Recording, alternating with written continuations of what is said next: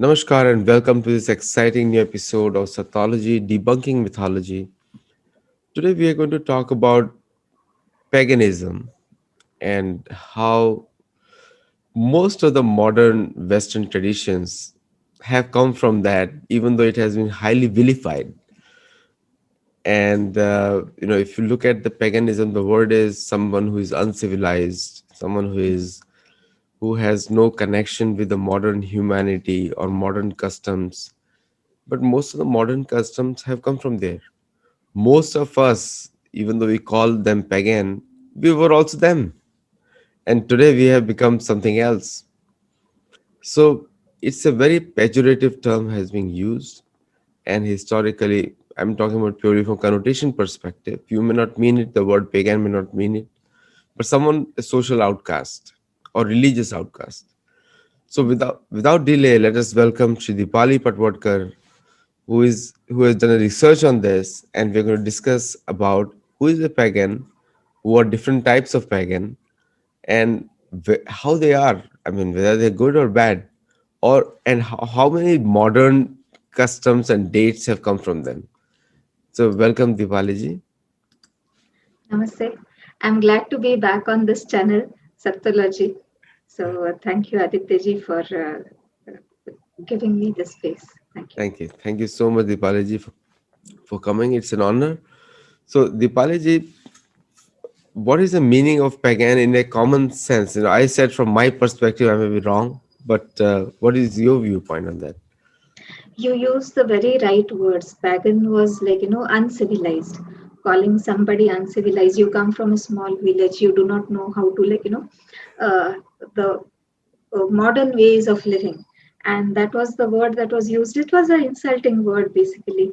And I would like to share some slides Please go ahead. while telling about, what are the beliefs of a pagan, you can say, pagan culture. What is the pagan view? So, some of the things that we see in okay, yeah, the pagan view of the world. This is something very interesting. uh, what the pagan view thinks is that we are a part of this world, we are a part of the nature, we are not different from it. Whereas the modern thinking is something like we are separate from the nature, we think of ourselves as separate from the nature, we look at nature as a resource for us, and we are just like taking things that we need from the planet, whatever we need, and we always keep on thinking that I am separate from the nature. The pagan view is different, and the pagan view is the view of that the circle of life. And in the pagan view, everybody is connected and everybody is belongs to this world. So this is something very interesting, and I think it is time that we in the modern times we have to relearn this, we have to go back to this teachings of paganism. Yes, go ahead. Go ahead, Deepaliji. Okay.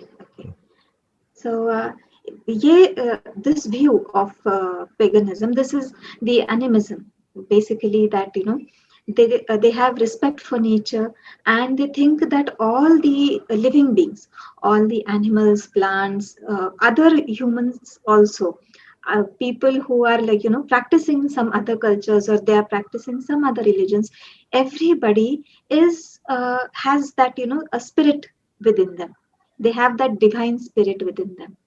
And not only not only the living beings, but they also look upon inanimate things, like they might even look upon the earth, the rivers, the water bodies, the air, and even the sky as an animated and a live component of this nature.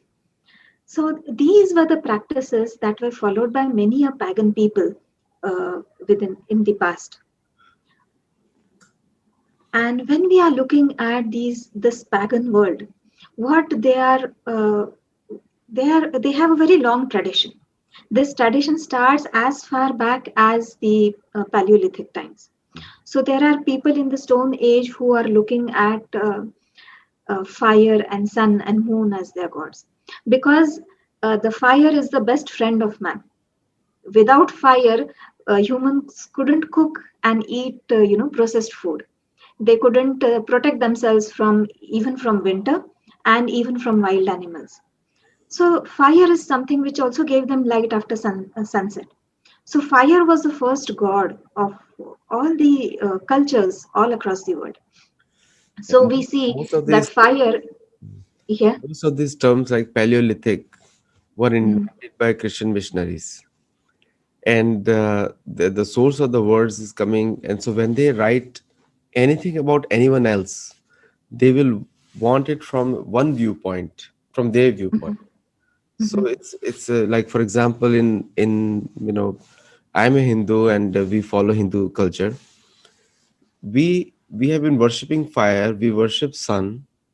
Yudhishthir worships sun. We worship Soma, and it's a very common thing. Like for a I if you there are a lot of Native Americans in San Diego County.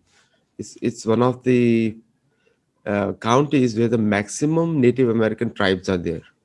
mhm, In fact, I live in an area which used to be Native American area, mhm, and it's very natural to respect the Surya, Chandra, Soma. Very, very natural, because my agriculture is depending on them.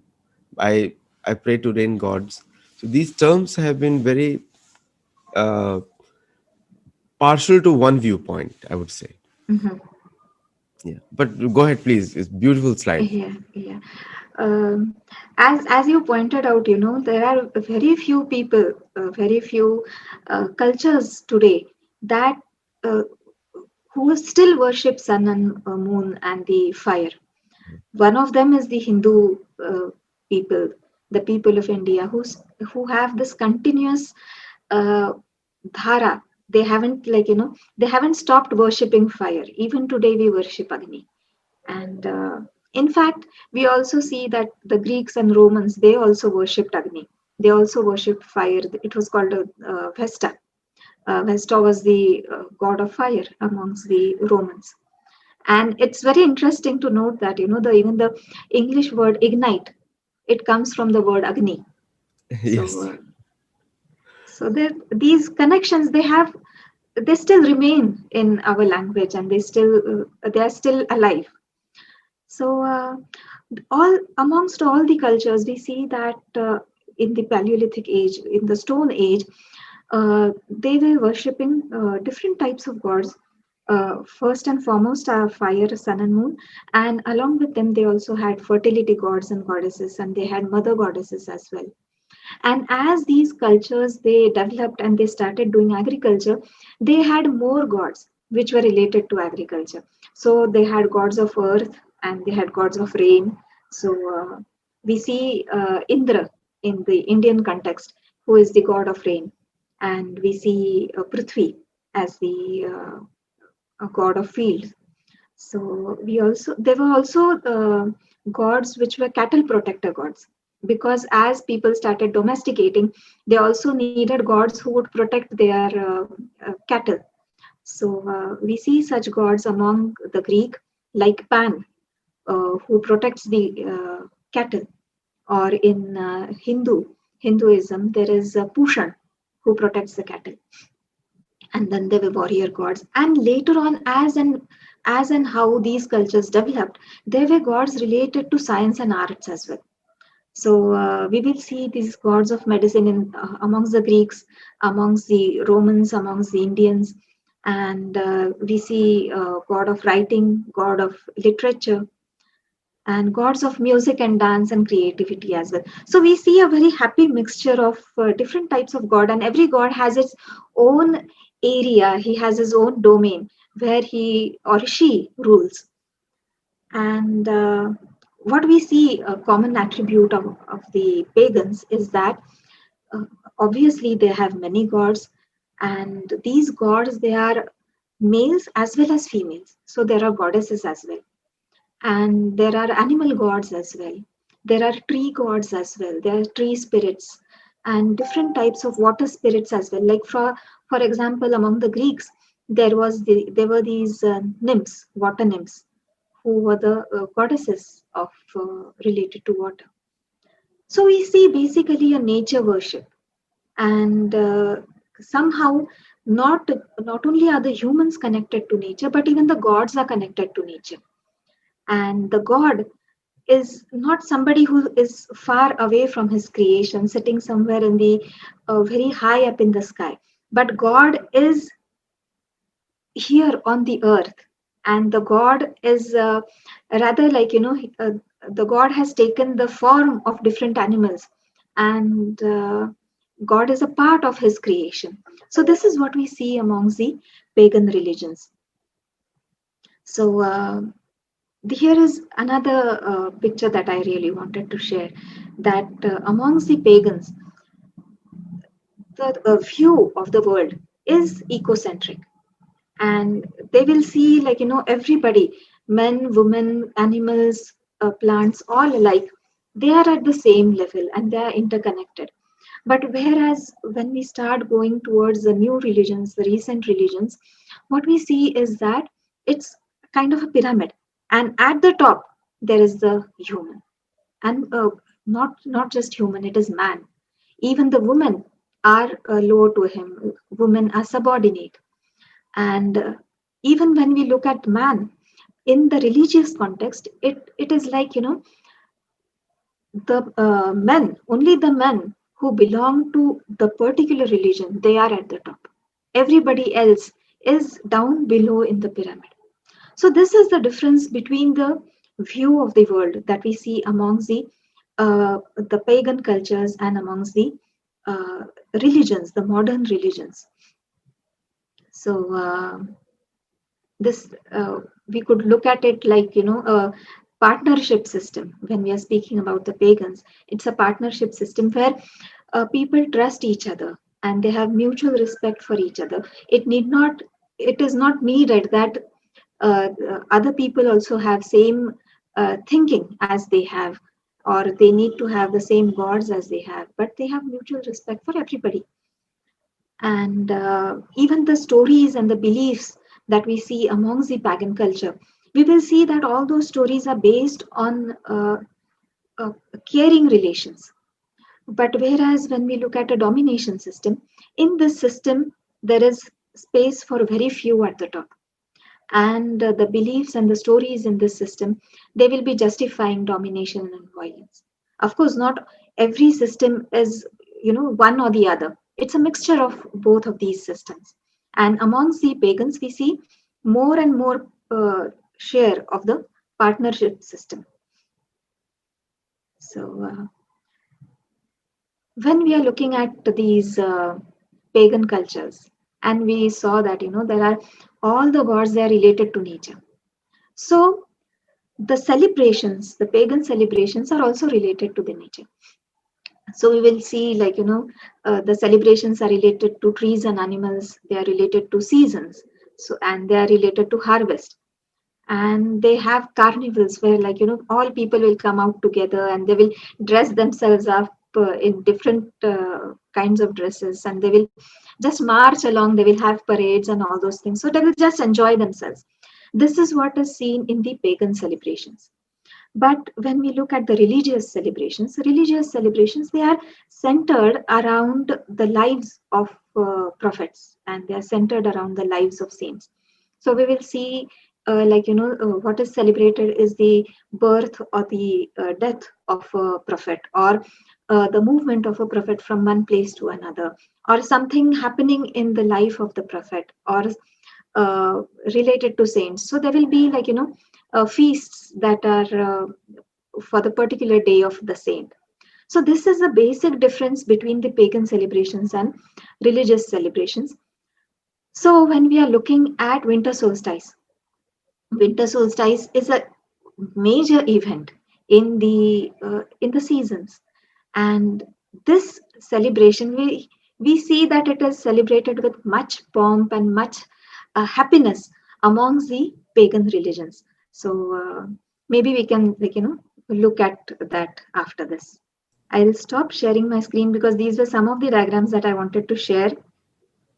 Yeah. So, do you have slides on winter solstice also? Any slides you have? The diagram of winter solstice. No, I don't have that Okay. one. So, no, you pointed out the right things because I can tell you one thing. Gradually, people are understanding the importance of these things and highly demonized. Like for example, there is a place in called Pantheon in Rome, and which was a place of 12 gods and goddesses of the Greek culture. And later on, Romans adopted them. They called them Olympiads. That's the Olympians, 12 Olympians. And they have replaced each one of them with a pope. And even today, if you go to Italy, most Italians, they view Vatican as a foreign land. I mean, they're scared to go there inside because it's filled with stories of murder, intrigue, all kinds of things. But the infrastructure is so huge that they're economically dependent on them, some ways or the other. So, I have seen it with my own eyes and have gone there many times. And even in the US, if you ask them, so you showed that pyramid that is so accurate, very accurate. Where the man is supposed to, according to their, and it is written in their books, man is supposed to enjoy and use all these resources given to him by God. And if you contrast that with our culture, with Gita and all, where we have to live in harmony with the nature, the message is totally different. Prakriti is something we respect. When Krishna says, Maya Dakshina Prakriti Sweti Se Characharam, he says, Prakriti works under my direction. So they have replaced my with themselves. So what happens is then exploitation happens big time. And that was the reason why missionaries always ran a civilizing culture. Like Max Muller, Macaulay, they came to India to civilize the Indians because they were pagans for them. So that's the kind of superiority they keep in their mindset when they come. Gradually, things are changing, but still, there are a lot of people with that viewpoint. And I always say that if I am exclusive, then somebody else automatically becomes exclusive because they are opposite of exclusive. So when somebody says that I am exclusive and my viewpoints are exclusive, then naturally giving the same power to somebody else too, and then eye for an eye leaves everybody blind. And so all these exclusive cultures have actually worked against the paganism or against the other cultures which are more scientific in nature.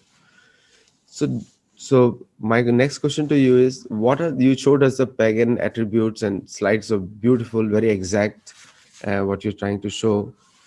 So, what are the different names of different people connected to different festivals today? Oh, okay. You want to say, like, in the modern sense? Correct. Yeah. So, quite a lot of them. One of them I would like to talk about is the Yule festival, which was celebrated by the Scandinavian countries. So the Scandinavia part, which is like, the Sweden and Denmark and northern Germany, all that area, they used to celebrate this festival of Yule. And this festival was celebrated for 12 days. So what they used to do is, the first thing is winter is very harsh in these countries. All of Europe, all of like, the higher latitudes, winter is very harsh and they have to survive through this winter. So what they people really need some motivation, some inspiration to carry themselves through the winter.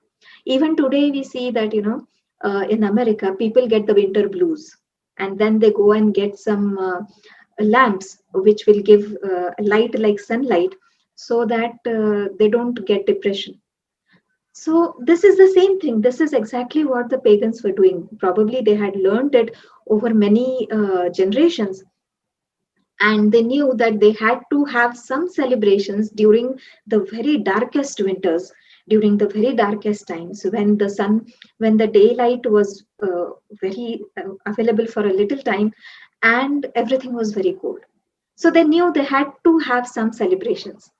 And in this Yule festival, what they did was they would get a very big log, and they would, like, burn that log so that it would burn for, 12 days.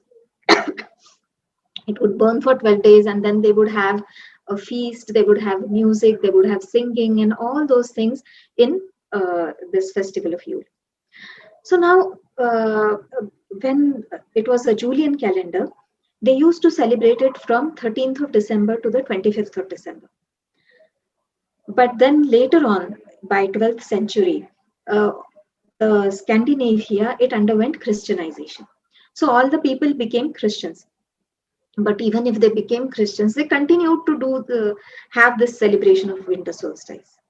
Slowly, this celebration, even if it continued, just the name was changed. So instead of Yule, it was called Christmas. And there came the reformation of calendar also. So with the reformation of calendar, instead of 13th December to 25th December, they started celebrating this from 21st December to 1st of January. But now, all these people, they were still connected with the date of 13th December, and they had to have some celebration on 13th of December. So in Rome, Christians were already celebrating a day called as the Saint Lucia Day. So what they did was they started celebrating Saint Lucia Day in Scandinavia also. So now Scandinavia, instead of having one celebration of Yule, they started having one celebration of Saint Lucia Day on the 13th, and then later on a 12-day Christmas celebration that happened. Even when we look at this, Saint Lucia Day, it's so interesting to look at. Saint Lucia, she was supposed to be a Christian who used to go to the prisoners, the Christian prisoners, and give them food. So she would be going to the prisons and giving food to all these people. But when she went, she didn't know, how to hold candles, because both her hands were filled with food. So on her, what do you say, on her crown, she would have candles, and she would bring light as well as food for all these people who were in the dungeons. So her name and the things that she was doing, it's exactly same as sun, because Lucifer, Lux, this comes from the same root as the word lochan, and lochan means light. So even we still use this word, Lux and Lucifer, which means light. So she is bringing light and she is bringing food. That is exactly what sun does. Sun brings light, and sun, it is because of sun that we get food. So even this particular feast, which is actually Christian feast, it still has its roots in the very underlying thought that food and light, they are related to sun. So these are some very interesting connections between the modern religions and the ancient pagan celebrations. So you did show in the slide about the prophets, and they replaced them with some of the human Yes, figures, yes. and so the the advantage and disadvantage according to them, and as per you, what was that? Why they replaced them with their own prophets or messengers, whatever they call it? Mhm. I think that is because of the way in which a religion thinks and the way in which culture thinks. So, for a religion, what is important is the people who have laid the foundation of the religion. So, for a religion, the saints and the prophets, they are important, and a human figure, they need to have the human figure over there. But so, whenever they had to pick up something from the cultures, what the people of the culture they had was just the nature. So whenever they picked up anything from there, they had to personify it probably, and uh, have a name of a saint or have the name of a prophet, so that it would fit in that religious template. You bring out some very important point and bring me closer to a definition of a cult, because the cult, the very, I made a one line statement somewhere, said it's a one way in and no way out. So you're in and you're no way out. Now, coming back to another festival of Esther, which was a Greek goddess of fertility, it Mhm. became Easter. Am I right there? Probably I don't know about this one. Yeah, she is the goddess of fertility. Okay. Therefore, they worship eggs. They hide the eggs and they try to. Yeah, yeah, yeah. Right, right. They it was again an old Greek festival, and, Mhm. which was the goddess of fertility, which they connected to egg. Uh, Mhm. there are many other events like that.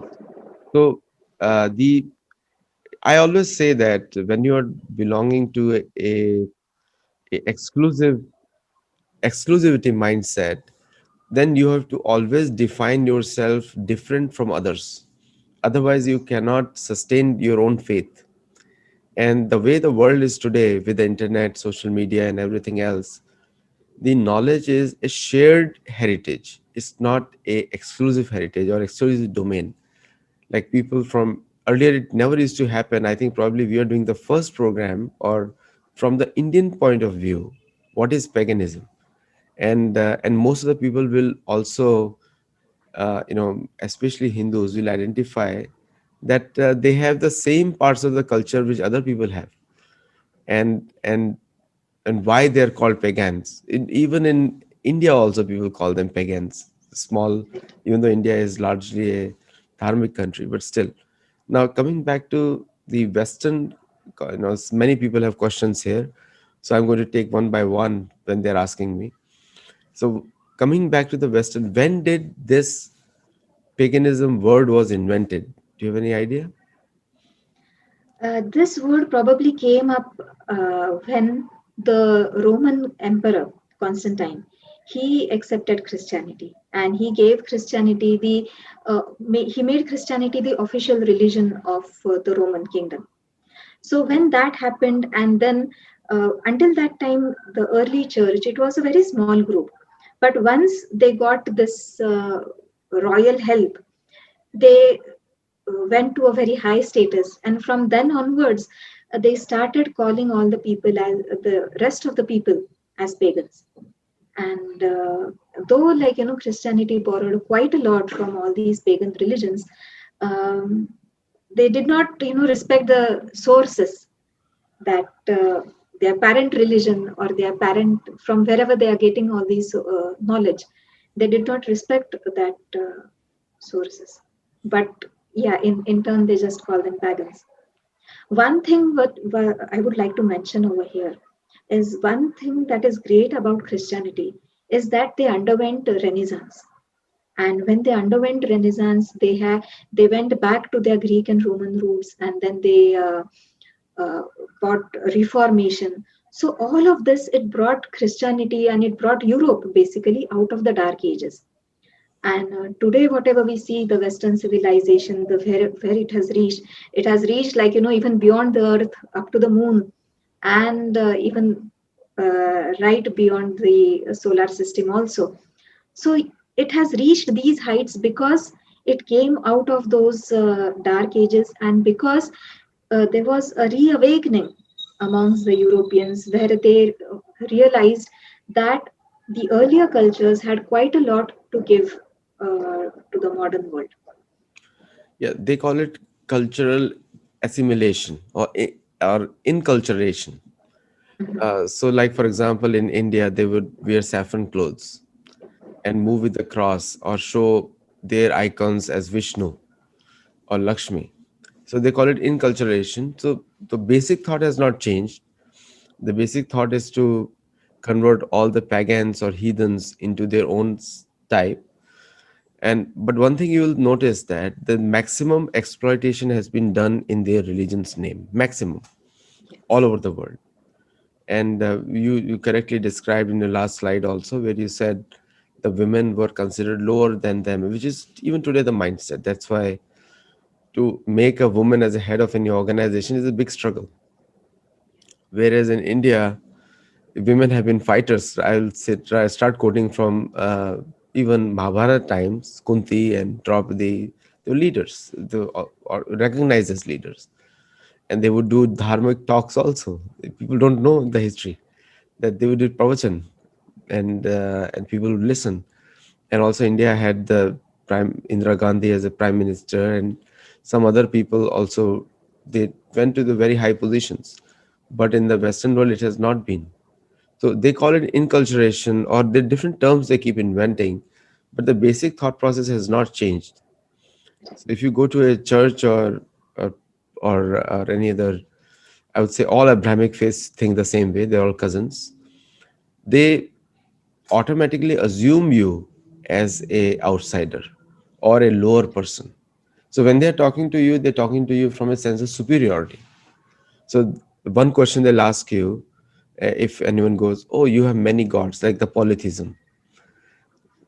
So they're not trying to ask you because they respect you.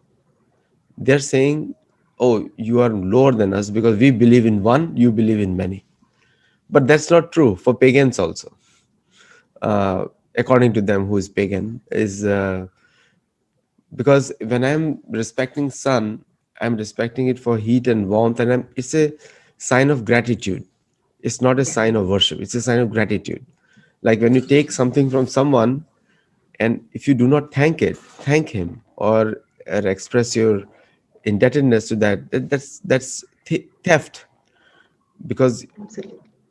you're not paying money to sun, you're still getting it. At least say thank you. That is required.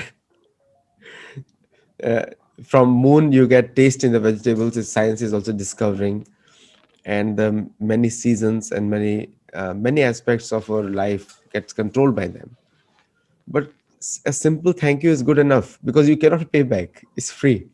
Yeah, yeah, California charges the highest taxes, state taxes, in the US, and other than Hawaii probably. But still, I mean, the state charges you taxes because it's a sunny state, a lot of sun is here. So if you don't, so it's free. I mean, I yeah, tell people, if you're so much about worried about paying taxes, go to India or go to Africa. You get so much sun, no taxes. And so it's a culture of gratitude which is missing.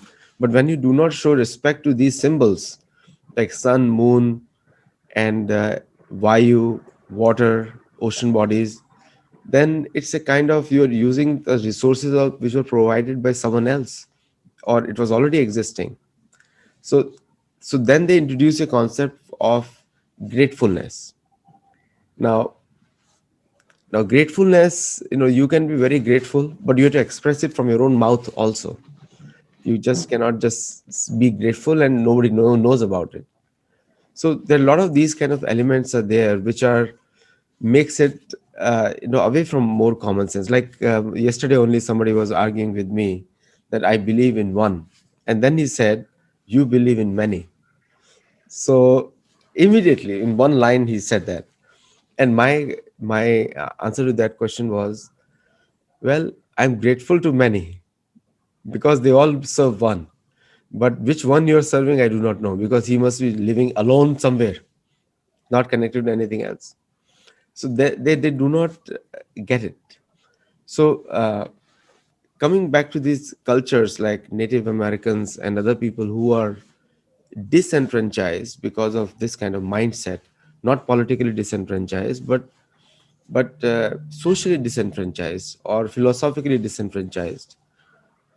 What do you see, according to your own research, is, even though everyone is celebrating whatever it was in the past, what do you think is the right way to express, or to include this as a main culture and remove the exclusivity culture?